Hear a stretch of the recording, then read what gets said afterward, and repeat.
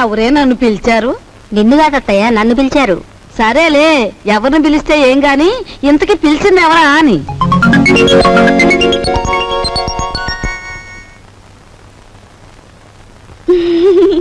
ఎవత్వే నువ్వు? ఎవరంటే ఏం చెప్పంటారండి, పొట్ట చేత్తో పట్టుకుని వచ్చాను.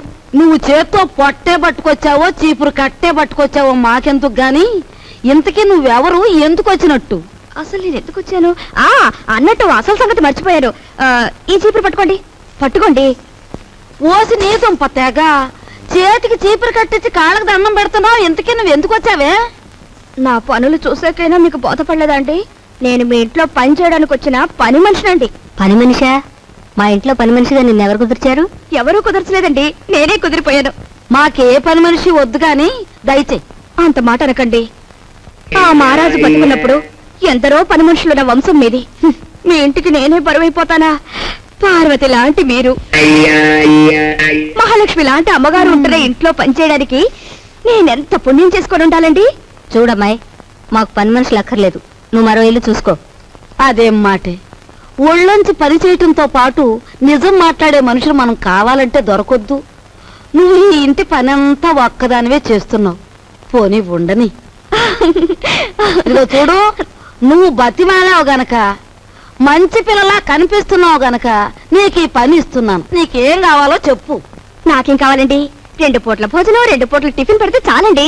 అమ్మో, 2 పూటలు భోజనమా? నేనెంత తింటానండి? 4 ముద్దలు ఇంతే. పోనీ అలాగే కాని.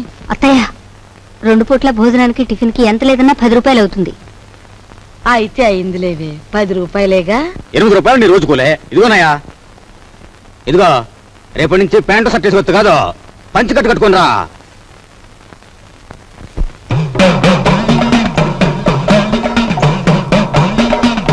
అదేమిటే, ఏదో అమ్మవారి కుమ్మం పోసినంత అన్నం పెట్టుకున్నావు, అదంతా తినడానికేనా? అదేంటి మామగారు, సాయంత్రం తినే అన్నం బదులు ఓ ముద్ద ఎక్కువేసుకున్నాను అంతే. నా తల్లి, ఇప్పుడు చెల్లించే కుమ్మం చాలక మళ్ళీ సాయంత్రం ఒక కుమ్మం చెల్లిస్తావా? ఇదిగో చూడు, నువ్వు పనిలో చేరేటప్పుడు ఏం చెప్పావు? నాకేం వద్దండి, 4 ముద్దలు పెడితే చాలన్నావు. అన్నావా? అన్నానండి. కూరతో 4 ముద్దలు, పప్పుతో 4 ముద్దలు, చారుతో 4 ముద్దలు, పెరుగుతో 4 ముద్దలు, మొత్తం ఎంతైందండి? నా పిండా కూడా అంత అయ్యింది. నువ్వెంత దెయ్యపు తిండి తింటావని తెలిస్తే నిన్ను అసలు పనిలోనే పెట్టుకునేదాన్ని కాదు. అత్తయ్య, పెట్టేది పెడుతూ మాటలంటుంది దేనికి? పాపం ఇంటి పని అంతా ఒక్కతే చేస్తాంది. ఈ పెరుగు కలుపుకో. తినమ్మా, బాగా తిను.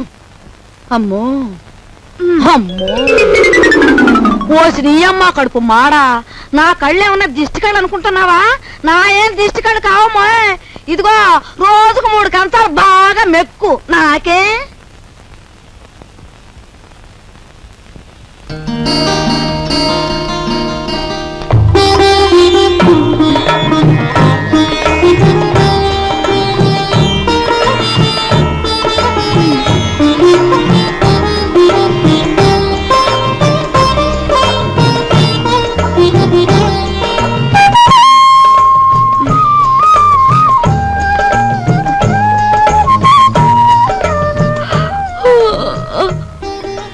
అదేంటది? ఆ చూపేంటి? ఎప్పుడు ఆడదాని ముఖం చూడనట్టు. ఎవరు నువ్వు నాయనా? అన్నయ్య,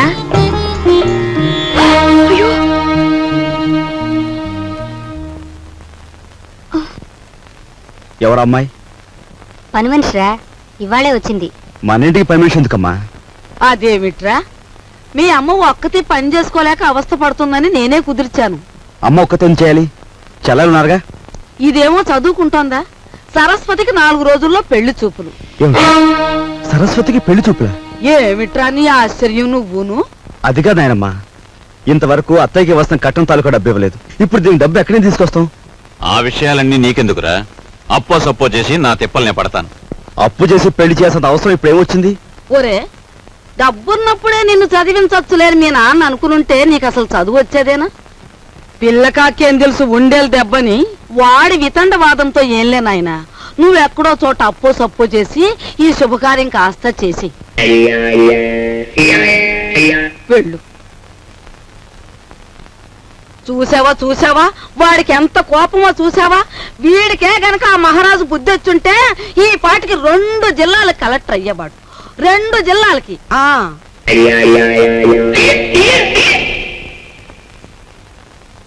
అన్నయ్య కాఫీ. సరస్వతి అలా కూర్చో. నీకు విషయం చెప్పాను ఉందమ్మా, కానీ ఎలా చెప్పాలో ఏమిటో. చూడన్నయ్య, మన ఇంట్లో దేనికైనా తిరగబడి చెప్పే ధైర్యం నీకొక్కడికే ఉంది. నువ్వు చెప్పలేకపోవడం ఏమిటన్నయ్య? ఎప్పుడో పెళ్ళైన అత్తయ్యకు మనం కట్నం ఇవ్వలేకపోయాం. ఇప్పుడు నాన్న నీ పెళ్లి తలపెడుతున్నాడు. ఈ పెళ్లికి డబ్బు ఎక్కడి నుంచి తీసుకొచ్చి ఇవ్వగలడు? మరేం లేదమ్మా, నాకు పెళ్ళొద్దని నువ్వు తిరగబడాలి. అమ్మో, ఈ భయాలతోనే మనందరం నాన్నగారి బాధ్యతని పెంచేస్తున్నాం. మనం ఎదిరించి ఓ నిర్ణయం తీసుకోకపోతే అవి పరిష్కారం కావు.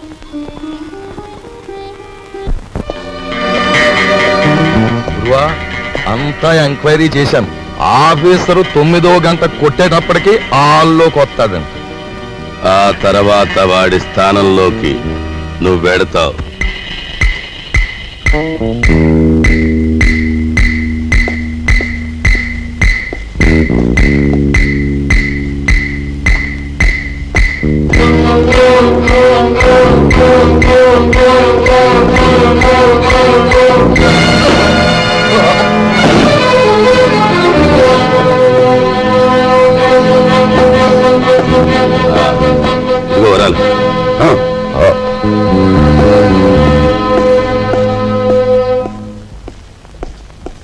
Good morning sir.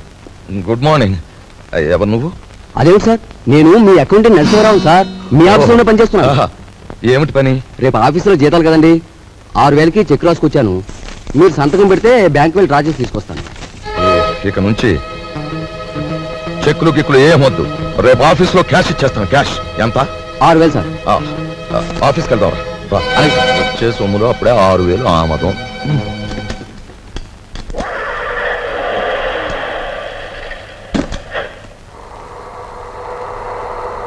వాడు మా పెద్దబ్బాయి, ఎంఏ చదివాడు.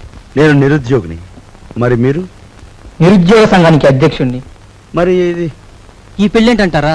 ఉద్యోగం లేదే పెళ్లి చేసుకోకూడదు అనుకుంటే ఫర్ అంతే, అలా ముదిరిపోవడమే. మరి మీరు? నేను ముద్రపోవడానికే నిశ్చయించుకున్నాను. చూడు మిస్టర్. Thank you.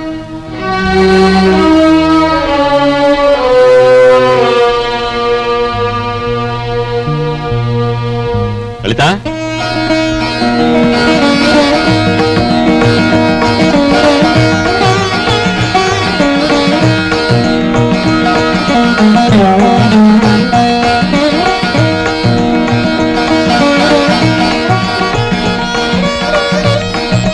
బావా రా బావా. ఇదేనా రావడం? హాల్ అంతా ప్రేక్షకులతో నిండిపోయింది. కొంప తీసి సరస్వతికి ఏమన్నా పెళ్లి చూపులా? అవును బావ. బాగుంది. మొదటి సినిమా రిలీజ్ కాకుండా రెండో సినిమాకి ముహూర్తం పెట్టేట. వెనకటి కూడా నీలాంటాడే. అది కాదు బావ. ఏది కాదు? ఇప్పటికి నా పెళ్ళై 5 సంవత్సరాల 3 నెలలు 2 రోజులు అయింది.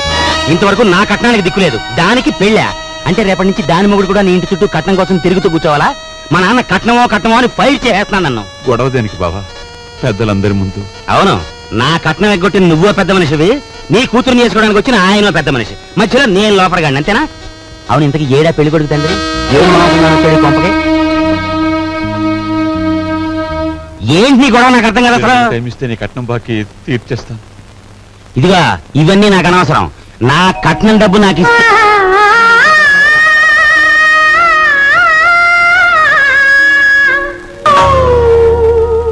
అయ్యా, మీ అమ్మాయి మాకు బాగా నచ్చింది.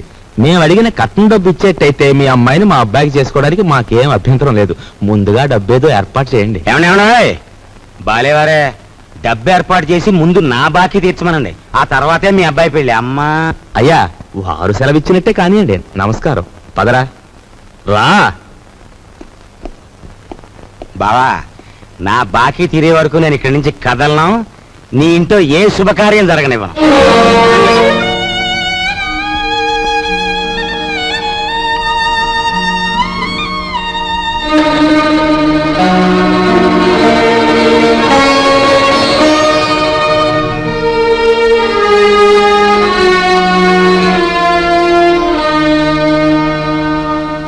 ఈ డబ్బుతో మీ పెళ్లి సంబంధం ఖాయం చేసుకునేందుకు నాకేం అభ్యంతరం లేదు. అయితే అనుకున్న కట్నం బ్యాలెన్స్ పెళ్లికి వారం ముందే ఇవ్వాలి. ఇవ్వలేదనుకోండి ఫట్ ఈ పెళ్లి జరగదంటాడు మా నాన్న. మిగిలిన సొమ్ము లగ్నానికి వారం ముందే ఇస్తా. శుభం. వెళ్ళి ఏర్పాట్లు చేసుకోండి. అలాగే వస్తానండి.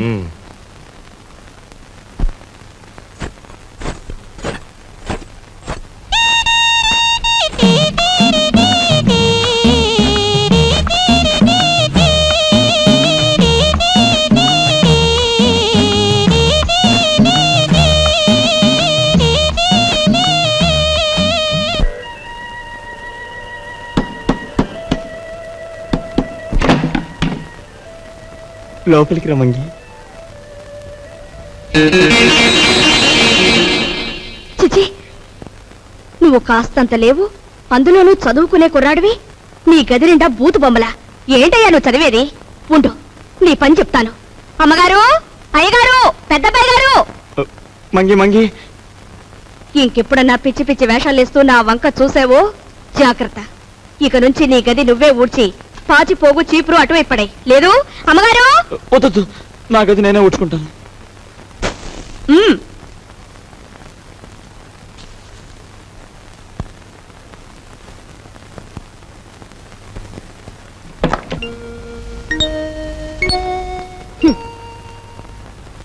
మీ నాన్నగారి గురించి ఎవరికి పడుతుందమ్మా?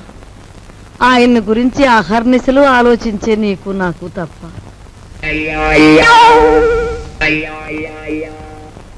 అమ్మాయి సావిత్రి వచ్చిందిగా, ఏం వండుతున్నా? పప్పులు చేసి చాలే, ఆడబిడ్డ ఇంటికి వస్తే పులుస్తోనూ చారుతోనూ అన్నం పెడతావా? నా తల్లికి నేతిగారులంటే ఇష్టం, అవి చెయ్యి. ఆగండి ఆగండి, అక్కయ్య వంట చేస్తోంది కదా అని సున్నుండ్లు గారెలు చేయమంటే ఆవిడకి ఎంత ఇబ్బంది ఆలోచించారా? పర్వాలేదు బాబు, ఇదో శ్రమ. నాకు తెలుసు అక్కయ్య, నీకు భూదేవుకున్నంత ఓపుకుందని. అయినా నేను ఎప్పుడైనా నాకు సేమియా పాయసం అంటే మహా ఇష్టం అని చెప్పానా? చెప్పను. పులిహోర అంటే ప్రాణం లేచి వస్తుందని చెప్పానా? చెప్పను. ఆయన అసలే మొహమాట మనిషి వదిన, నోరు విడిచి ఏది చెప్పరు. అబ్బాయి చెప్పకపోయినా ఈ ఇంటికి అల్లుడుగా వచ్చాక ఆ మాత్రం చేసి పెట్టాలని దానికి మాత్రం తెలీదు. అలా చెయ్యమ్మా. అలాగే అత్తయ్య.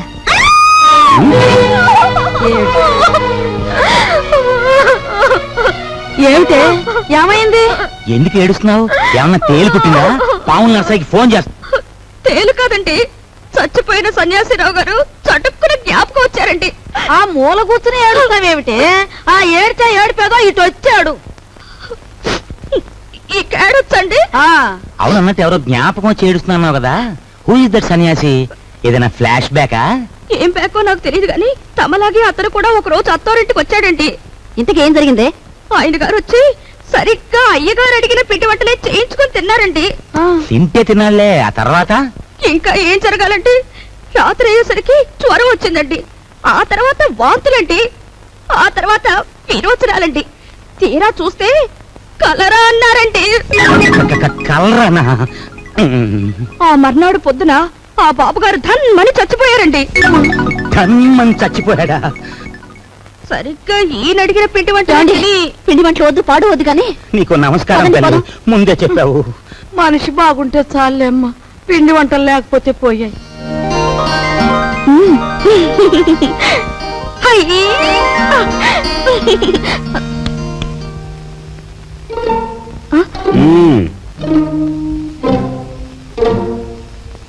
నైస్.